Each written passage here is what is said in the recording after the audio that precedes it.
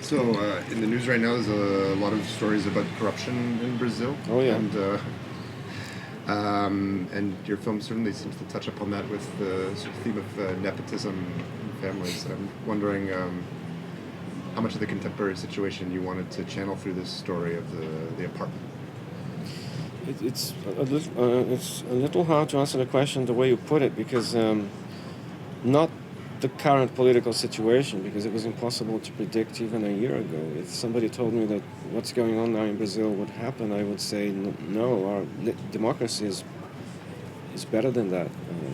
We've reached new lows in terms of politics, and I understand politics are not exactly clean in other countries, including the U.S. But what's going on now in Brazil is unbelievable. And just to give you an idea,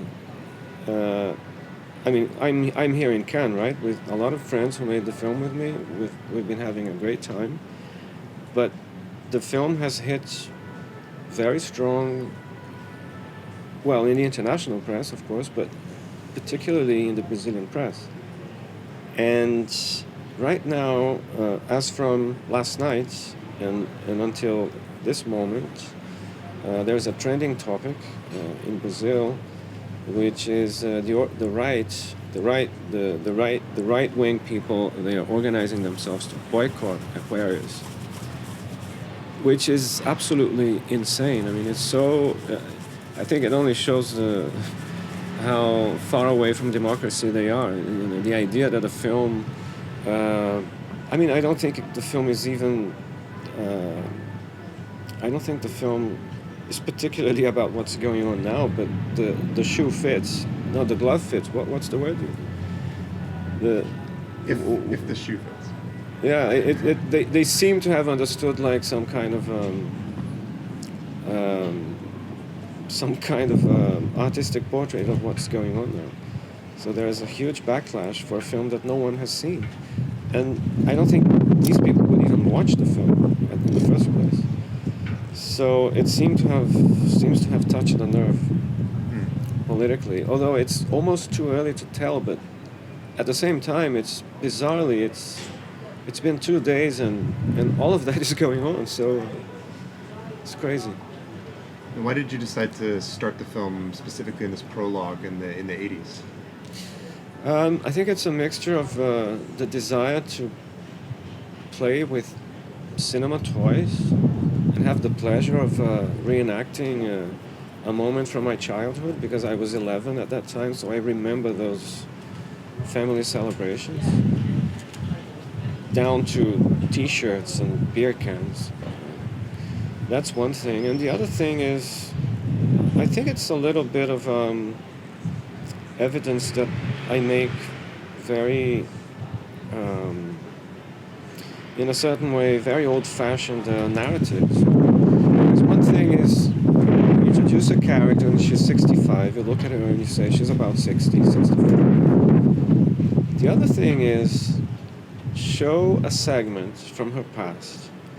If that works out well, it's funny and emotional and it has some truth.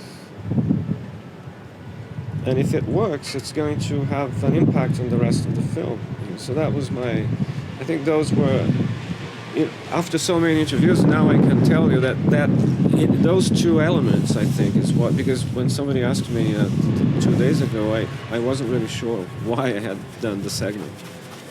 But I think the pleasure of playing with film toys and, all those old cars and the costumes and anamorphic lenses and mixing the early segment in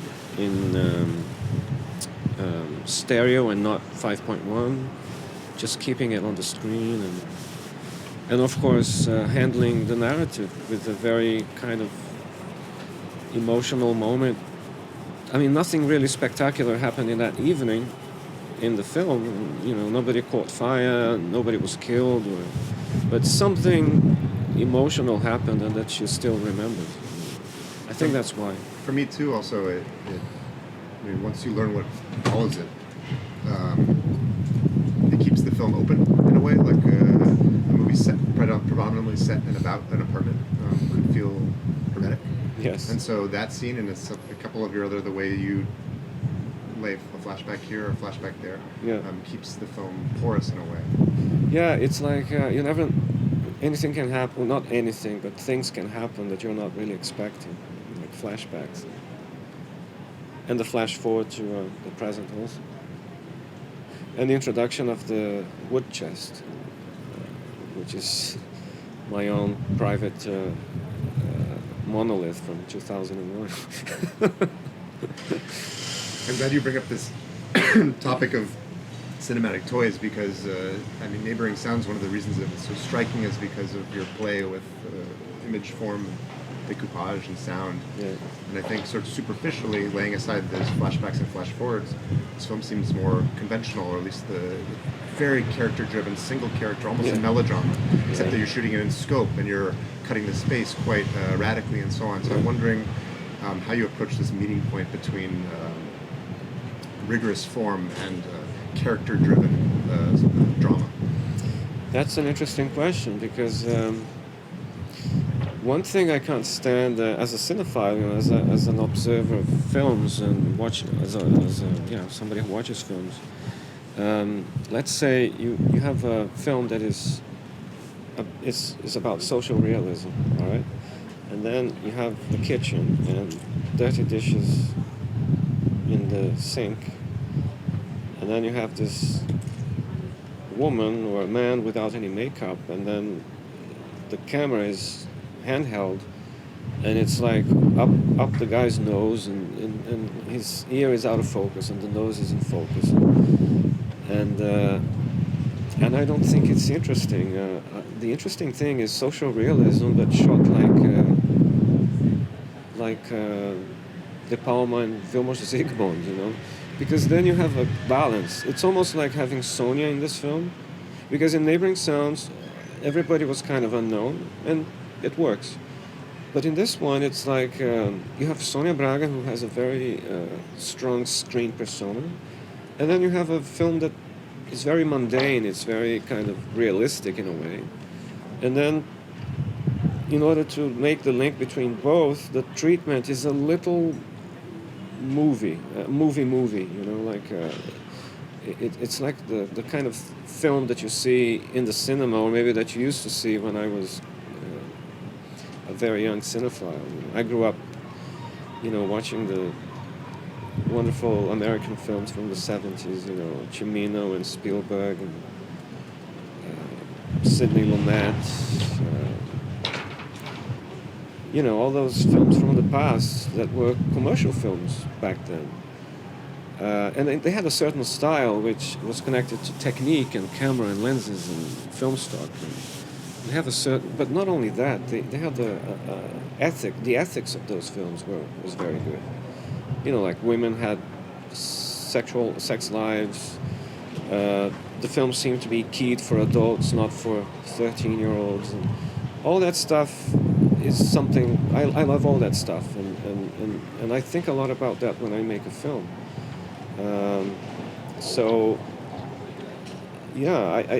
It's a modern film, Aquarius, but I wanted to do it like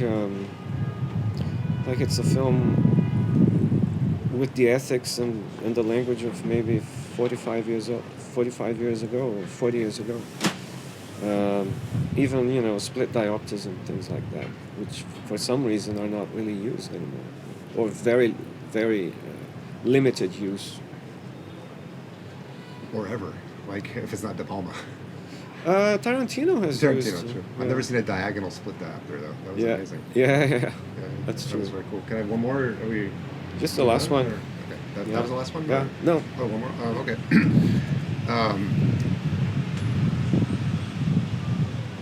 Can you talk about how you approached filming this apartment building? Because I feel like it must have been a great pleasure to figure out where to put the camera, where to arrange the space from this toy box in a way. A great pleasure and a great pain, because it's not a studio, it's a real location, and there's a boulevard, a busy street. You could see it. It's about 15 meters from the window, so it was very noisy, and of course the walls don't move. And we had all kinds of practicals outside the building, inside the building. We had a crane in the living room which stuck its arm outside the window and then came back.